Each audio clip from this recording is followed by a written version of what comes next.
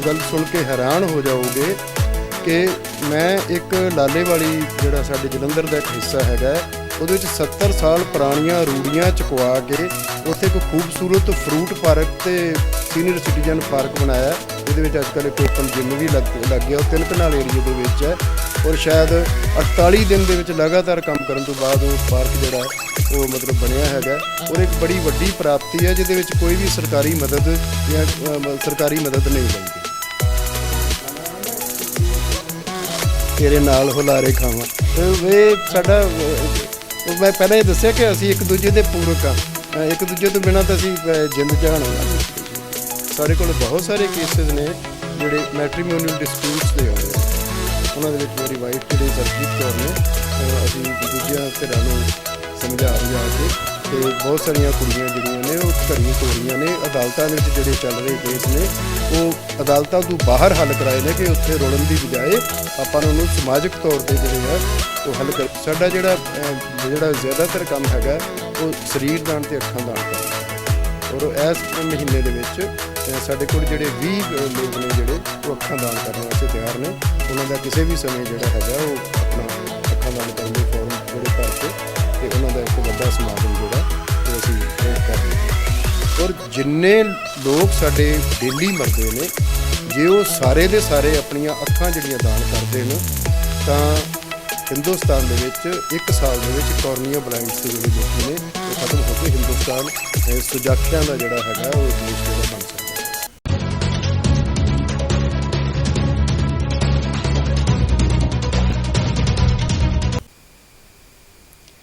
हाँ जी सत श्री अकाल जी, मैं सिमरनदीप कौर, तुसी देख रहे हो सतसमुंदर पार टीवी। सो अज असीं तुहाडी मुलाकात कराने लई आए हाँ दिशादीप NGO के जो CEO ने सुरिंदर मोहन सिंह जी, जिन्होंने कि लॉयन SM सिंह जी के नाम तो भी जानिया जाता है। आप जी खुद राइटर ने ते all India radio and Doordarshan ते भी काम कर चुके हैं।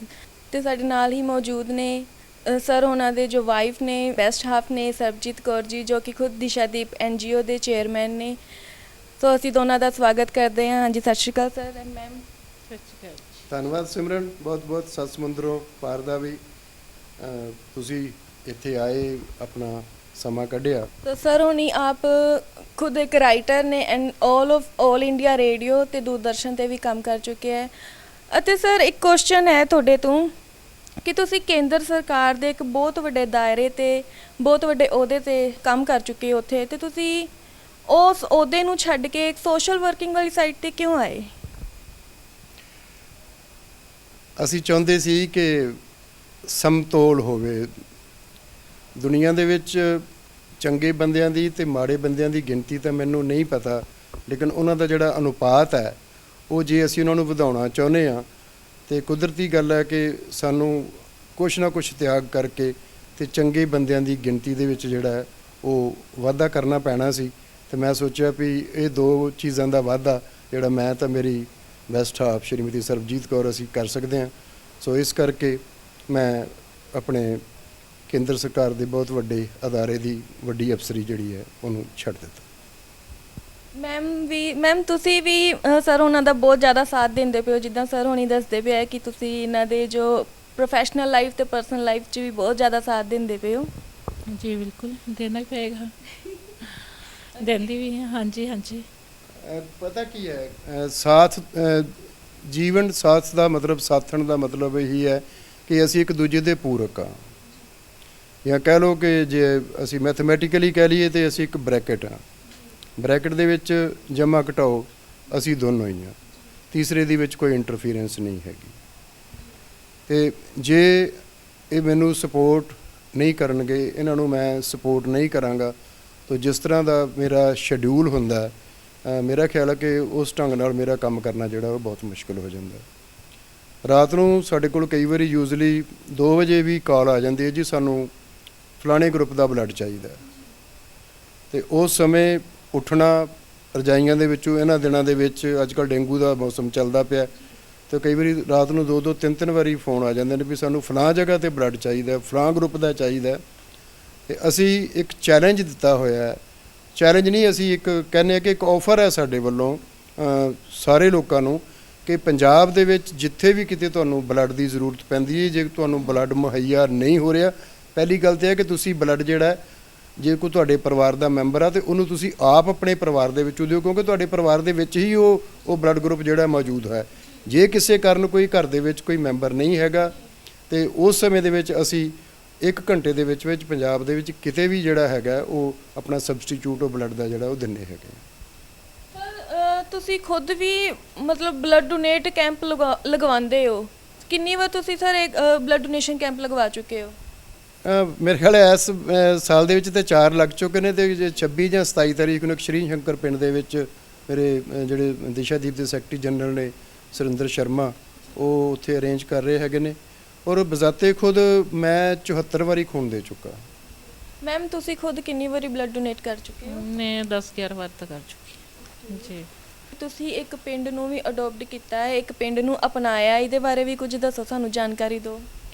ਅਸੀਂ ਬਹੁਤ ਸਾਰੇ ਪਿੰਡਾਂ ਦੇ ਵਿੱਚ ਕੰਮ ਕਰ ਰਹੇ ਹਾਂ, ਲੇਕਿਨ ਇੱਕ ਪਿੰਡ ਨੂੰ ਅਸੀਂ ਹੋਲੀ ਜਿਹੜਾ ਉਹ ਅਪਣਾ ਲਿਆ ਹੈ। ਉਹਦੀ ਜਿਹੜੀ ਪਹਿਲ ਸੀਗੀ, ਮੇਰੇ ਦੋਸਤ ਦਿਸ਼ਾਦੀਪ ਦੇ ਜਿਹੜੇ ਜਨਰਲ ਸੈਕਟਰੀ ਨੇ ਕੈਪਟਨ ਜਸਵਿੰਦਰ, ਉਹਨਾਂ ਨੇ ਮੈਨੂੰ ਕਿਹਾ ਸੀ।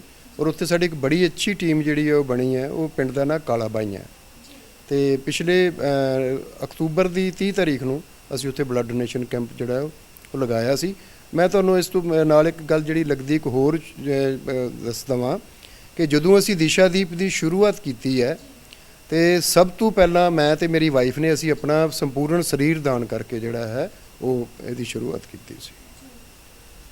ਅਤੇ ਮੈਮ ਬਲੱਡ ਡੋਨੇਸ਼ਨ ਤੋਂ ਇਲਾਵਾ ਹੋਰ ਕਿਹੜੀ ਮਤਲਬ ਤੁਹਾਡੀ ਸੰਸਥਾ ਹੋਰ ਕੀ ਕੰਮ ਕਰ ਰਹੀ ਹੈ? ਬਲੱਡ ਡੋਨੇਸ਼ਨ ਕੈਂਪ ਤੇ ਅਸੀਂ ਲਗਾਉਂਦੇ ਹਾਂ, ਪਲਾਂਟੇਸ਼ਨ ਵੀ ਕਰਦੇ ਹਾਂ। ਜਿਹੜੀ ਕੋਈ ਪੂਅਰ ਫੈਮਿਲੀ ਆ, ਜਿੱਦਾਂ ਨੀਡੀ ਫੈਮਿਲੀ ਆ, ਕੋਈ ਆਪਣਾ ਟ੍ਰੀਟਮੈਂਟ ਵਗੈਰਾ ਨਹੀਂ ਕਰਵਾ ਸਕਦੀ ਜਾਂ ਆਪਣੇ ਆਪ ਦੀ ਕੇਅਰ ਨਹੀਂ ਕਰ ਸਕਦੀ, ਉਹਨਾਂ ਵਾਸਤੇ ਵੀ ਅਸੀਂ ਬਹੁਤ ਸਾਰੇ ਉਪਰਾਲੇ ਕਰਦੇ ਹਾਂ। ਅਤੇ ਸਰ ਜੋ ਸਵੱਛ ਭਾਰਤ ਅਭਿਆਨ ਦੇ ਅੰਡਰ ਜੋ ਤੁਸੀਂ ਪੌਦੇ ਲਗਾਉਣ ਦਾ ਜੋ ਕੰਮ ਕਰਦੇ ਪਏ ਹੋ, ਰੁੱਖ ਲਗਾਉਣ ਦਾ ਜੋ ਕੰਮ ਕਰਦੇ ਪਏ ਹੋ, ਇਹ ਕਿਹੜੇ ਸ਼ਹਿਰ ਵਿੱਚ ਤੇ ਕਿੱਥੇ ਕਿਸ ਏਰੀਏ ਵਿੱਚ ਇਹ ਕੰਮ ਕਰਦੇ ਪਏ ਹੋ? ਬੇਸਿਕਲੀ ਤੇ ਅਸੀਂ ਇਹ ਜਲੰਧਰ ਜ਼ਿਲ੍ਹੇ ਦੇ ਵਿੱਚ ਹੀ ਕਰ ਰਹੇ ਹੈਗੇ ਹਾਂ, ਲੇਕਿਨ ਸਵੱਛ ਭਾਰਤ ਜਿਹੜਾ ਹੈਗਾ ਇੱਕ ਵਿਸਤ੍ਰਿਤ ਜਿਹੜਾ ਹੈਗਾ ਕੋ ਪ੍ਰੋਜੈਕਟ ਹੈ।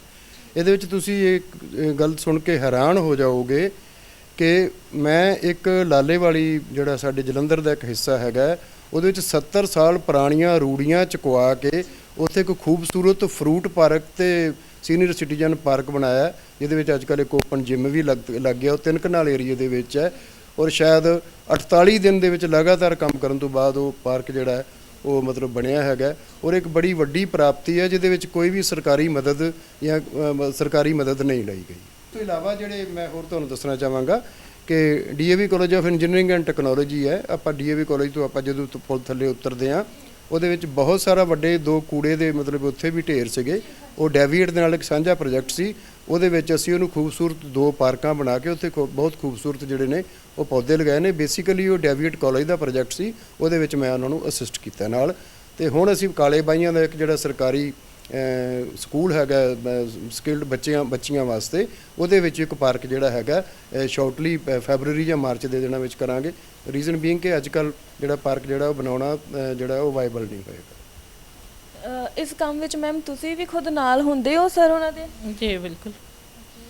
ਮਤਲਬ ਹਰ ਥਾਂ ਤੇ ਤੁਸੀਂ ਨਾਲ ਹੀ ਜਾਂਦੇ ਹੋ? ਜੀ ਬਿਲਕੁਲ ਨਾਲ ਹੈ ਜੀ। ਉਹ ਗਾਣਾ ਹੈ ਨਾ, ਤੂੰ ਕਿੰਗ ਤੇ ਮੈਂ ਪਰਛਾਵਾਂ ਤੇਰੇ ਨਾਲ ਹੁਲਾਰੇ ਖਾਵਾਂ, ਇਹ ਸਾਡਾ ਮੈਂ ਪਹਿਲਾਂ ਹੀ ਦੱਸਿਆ ਕਿ ਅਸੀਂ ਇੱਕ ਦੂਜੇ ਦੇ ਪੂਰਕ ਹਾਂ। ਇੱਕ ਦੂਜੇ ਤੋਂ ਬਿਨਾਂ ਤਾਂ ਅਸੀਂ ਜਿੰਦ ਜਹਾਨ ਆ ਨਾ ਅਸੀਂ ਇੱਕ ਦੂਜੇ ਦੀ। ਬਿਲਕੁਲ ਸਰ, ਇਹ ਸਾਥ ਤੋਂ ਬਿਨਾਂ ਮਤਲਬ ਜੇ ਤੁਸੀਂ ਦੋਵੇਂ ਅਲੱਗ ਰਹੋ ਤੇ ਫਿਰ ਉਹ ਕੰਮ ਨਹੀਂ ਹੋ ਸਕਦਾ ਹੈਗਾ। ਹੁਣ ਤੁਸੀਂ ਰਲ ਕੇ ਕੰਮ ਕੁਝ ਕਰਦੇ ਪਏ ਹੋ, ਕੁਝ ਚੰਗਾ ਕੰਮ ਕਰਦੇ, ਕੁਝ ਨਹੀਂ ਸਾਰੇ ਕੰਮ ਕਰਦੇ ਰਹੇ। ਬਿਲਕੁਲ ਜੋ ਵੀ ਤੁਸੀਂ ਮਤਲਬ ਜੋ NGO ਚਲਾ ਰਹੇ ਹੋ ਜਾਂ ਨਸ਼ਾ ਮੁਕਤੀ ਦਾ ਜਾਂ ਪੌਦੇ ਲਗਾਉਣ ਦਾ ਜਾਂ ਕੁਝ ਬਲੱਡ ਡੋਨੇਸ਼ਨ ਕੈਂਪ ਦਾ ਕੰਮ ਹੈ, ਇਹ ਸਭ ਕੁਝ ਜੇ ਤੁਸੀਂ ਰਲ ਕੇ ਕਰੋਗੇ ਤਾਂ ਹੀ ਹੋ ਸਕਦਾ ਹੈ।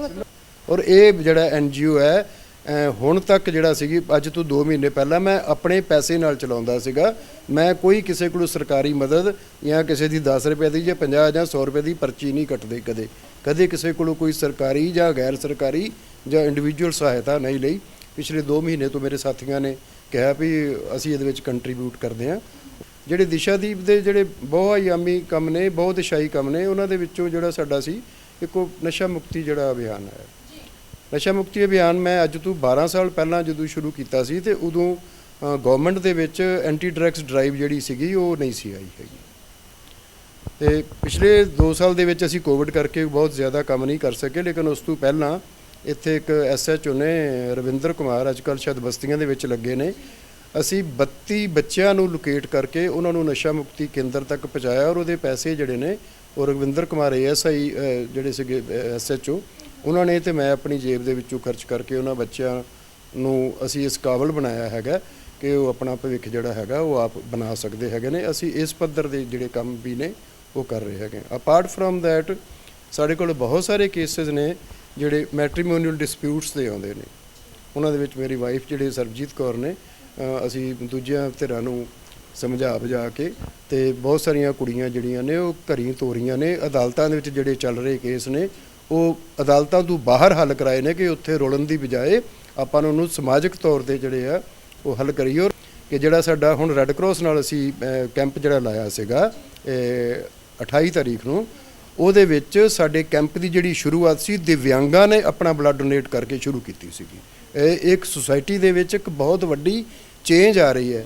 ਅੱਜ ਕੱਲ੍ਹ ਲੜਕੀਆਂ ਜਿਹੜੀਆਂ ਹੈਗੀਆਂ, ਲੇਡੀਜ਼ ਨੇ, ਦਿਵਿਆਂਗ ਨੇ ਜਿਹੜੇ, ਉਹ ਬਲੱਡ ਡੋਨੇਟ ਕਰਨ ਵਾਸਤੇ ਆ ਰਹੇ ਨੇ। ਪਿੰਡਾਂ ਦੇ ਲੋਕ ਜਿਹੜੇ ਹੈਗੇ ਨੇ ਉਹ ਹੁਣ ਜਿਹੜੇ ਨੇ ਉਹ ਇੰਨੇ ਕੁ ਜਾਗਰੂਕ ਹੋ ਗਏ ਨੇ ਕਿ ਹੁਣ ਜਿਹੜਾ ਅਸੀਂ ਕਾਲੇ ਬਾਈਆਂ ਦੇ ਵਿੱਚ ਲਾਇਆ ਸੀਗਾ ਕੈਂਪ, ਉਹਦੇ ਵਿੱਚ ਸਿਰਫ ਮੈਂ ਤੇ ਸੁਪ੍ਰੀਤ ਕਲਸੀ ਤੇ ਕਿਰਨ ਨਾਗਪਾਲ ਜਿਹੜੇ ਨਿਸ਼ਕਾਮ ਸੇਵਾ ਸੁਸਾਇਟੀ ਵਾਲੇ ਨੇ, ਉਹਨਾਂ ਨੇ ਅਸੀਂ ਬਲੱਡ ਡੋਨੇਟ ਕੀਤਾ ਸੀ। ਬਾਕੀ ਸਾਰੇ ਜਿਹੜੇ ਲੋਕੀ ਬਲੱਡ ਡੋਨੇਟ ਕਰਨ ਵਾਲੇ ਸੀ ਉਹ ਪਿੰਡ ਦੇ ਸੀ। ਔਰ ਉਹਨਾਂ ਨੇ ਕਿਹਾ ਹੈ ਕਾਲੇ ਬਾਈਆਂ ਪਿੰਡ ਵਾਲਿਆਂ ਨੇ ਔਰ ਦੂਸਰੇ ਪਿੰਡਾਂ ਵਾਲਿਆਂ ਨੇ, ਔਰ ਸ਼੍ਰੀ ਸ਼ੰਕਰ ਜਿਹੜਾ ਅਸੀਂ 26 ਜਾਂ 27 ਨੂੰ ਲਗਾ ਰਹੇ ਹੈਗੇ ਆ ਕਿ ਅਸੀਂ ਵੱਡੀ ਗਿਣਤੀ ਦੇ ਵਿੱਚ ਜਿਹੜਾ ਹੈਗਾ ਉਹ ਅਸੀਂ ਬਲੱਡ ਡੋਨੇਸ਼ਨ।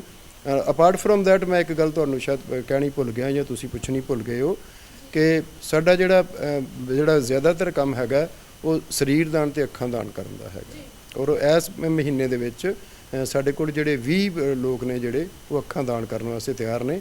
ਉਹਨਾਂ ਦਾ ਕਿਸੇ ਵੀ ਸਮੇਂ ਜਿਹੜਾ ਹੈਗਾ ਉਹ ਆਪਣਾ ਅੱਖਾਂ ਦਾਨ ਕਰਨ ਦੇ ਫਾਰਮ ਜਿਹੜੇ ਭਰ ਕੇ ਤੇ ਉਹਨਾਂ ਦਾ ਇੱਕ ਵੱਡਾ ਸਮਾਗਮ ਜਿਹੜਾ ਉਹ ਅਸੀਂ ਕਰ ਰਹੇ ਹੈਗੇ। ਹਿੰਦੁਸਤਾਨ ਦੇ ਵਿੱਚ ਸਭ ਤੋਂ ਜ਼ਿਆਦਾ ਜਿਹੜੇ ਹੈਗੇ ਨੇ ਉਹ ਬਲਾਈਂਡ ਲੋਕੀ ਨੇ। ਦੁਨੀਆ ਦੇ ਵਿੱਚ ਸਭ ਤੋਂ ਜ਼ਿਆਦਾ ਬਲਾਈਂਡ ਜਿਹੜੇ ਨੇ ਕੋਰਨੀਆ ਬਲਾਈਂਡ, ਜਿਹਨੂੰ ਕੁਝ ਤਾਂ ਜਮਾਂਦਰੂਅਨ ਬਲਾਈਂਡ ਨੇ, ਕੁਝ ਕੋਰਨੀਆ ਬਲਾਈਂਡ ਜਿਨ੍ਹਾਂ ਦੀਆਂ ਅੱਖਾਂ ਜਿਹੜੀਆਂ ਹੈਗੀਆਂ ਨੇ ਉਹ ਕੋਰਨੀਆ ਜੇ ਚੇਂਜ ਹੋਵੇ ਤੇ ਉਹ ਹੋ ਸਕਦਾ। ਔਰ ਜਿੰਨੇ ਲੋਕ ਸਾਡੇ ਡੇਲੀ ਮਰਦੇ ਨੇ, ਜੇ ਉਹ ਸਾਰੇ ਦੇ ਸਾਰੇ ਆਪਣੀਆਂ ਅੱਖਾਂ ਜਿਹੜੀਆਂ ਦਾਨ ਕਰ ਦੇਣ ਤਾਂ ਹਿੰਦੁਸਤਾਨ ਦੇ ਵਿੱਚ 1 ਸਾਲ ਦੇ ਵਿੱਚ ਕੋਰਨੀਆ ਬਲਾਈਂਡਸ ਦੇ ਜਿਹੜੇ ਲੋਕੀ ਨੇ ਉਹ ਖਤਮ ਹੋ ਕੇ ਹਿੰਦੁਸਤਾਨ ਸੁਜਾਖਿਆਂ ਦਾ ਜਿਹੜਾ ਹੈਗਾ ਉਹ ਦੇਸ਼ ਜਿਹੜਾ ਬਣ ਸਕਦਾ ਹੈ। ਅਸੀਂ ਤਾਂ ਇੱਕ ਅਕੀਦਾ ਜਿਹੜਾ ਉਹ ਲੈ ਕੇ ਚੱਲਦੇ ਆ, ਜਿਸ ਤਰ੍ਹਾਂ ਸਾਹਿਰ ਸਾਹਿਬ ਨੇ ਲਿਖਿਆ ਸੀਗਾ ਕਿ ਤੁਸੀਂ ਇਹ ਕੰਮ ਕਿਉਂ ਕਰਦੇ ਹੋ। ਤੋ ਅਸੀਂ ਕਹਿੰਦੇ ਆ ਵੀ ਜੋ ਸਾਨੂੰ ਮਿਲਿਆ ਉਹਦੀ ਵਾਪਸੀ ਪਾਉਣੀ ਚਾਹੀਦੀ ਹੈ। तो साहिर साहब का शेर सी कि दुनिया ने तजर्बात व हवादिस की शक्ल में जो कुछ मुझे दिया है लौटा रहा हूँ मैं। तो हुण मैं वो इन्हां दे चरनां। सो तुसी देखिया है कि ਅਸੀਂ ਲੋਇਨ SM ਸਿੰਘ ਜੀ ਤੇ ਆਪ ਜੀ ਦੀ ਜੋ ਬੈਸਟ ਹਾਫ ਨੇ ਸਰਬਜੀਤ ਕੌਰ ਜੀ, ਉਹਨਾਂ ਨਾਲ ਗੱਲਬਾਤ ਕਰੀ ਹੈ। ਇੱਕ ਬਹੁਤ ਵਧੀਆ ਤਰੀਕੇ ਨਾਲ ਸਾਡੀ ਗੱਲਬਾਤ ਹੋਈ ਹੈ, ਬਹੁਤ ਸਾਨੂੰ ਕੁਝ ਸਿੱਖਣ ਨੂੰ ਮਿਲਿਆ ਹੈ। ਤੇ ਆਪ ਜੀ ਜੋ ਕਾਰਜ ਕਰ ਰਹੇ ਹੈ, ਚਾਹੇ ਉਹ ਖੂਨਦਾਨ ਦਾ ਹੋਵੇ ਜਾਂ ਪੌਦੇ ਲਗਾਉਣ ਦਾ ਕਾਰਜ ਹੋਵੇ, ਬਹੁਤ ਚੰਗੇ ਤਰੀਕੇ ਨਾਲ ਕਰ ਰਹੇ ਹੈ। ਤੇ ਇੱਦਾਂ ਦੀ ਹੋਰ ਹੀ ਬਹੁਤ ਵਧੀਆ ਵੀਡੀਓਜ਼ ਲੈ ਕੇ ਅਸੀਂ ਤੁਹਾਡੇ ਸਾਹਮਣੇ ਹਮੇਸ਼ਾ ਹਾਜ਼ਰ ਹੁੰਦੇ ਰਹਾਂਗੇ। ਹੁਣ ਮੈਨੂੰ ਯਾਨੀ ਸਿਮਰਨਦੀਪ ਕੌਰ ਨੂੰ ਦਿਓ ਇਜਾਜ਼ਤ। ਤੁਸੀਂ ਦੇਖਦੇ ਰਹੋ ਸੱਸ ਮੁੰਦਰੋਂ ਪਾਰਟੀ ਵੀ।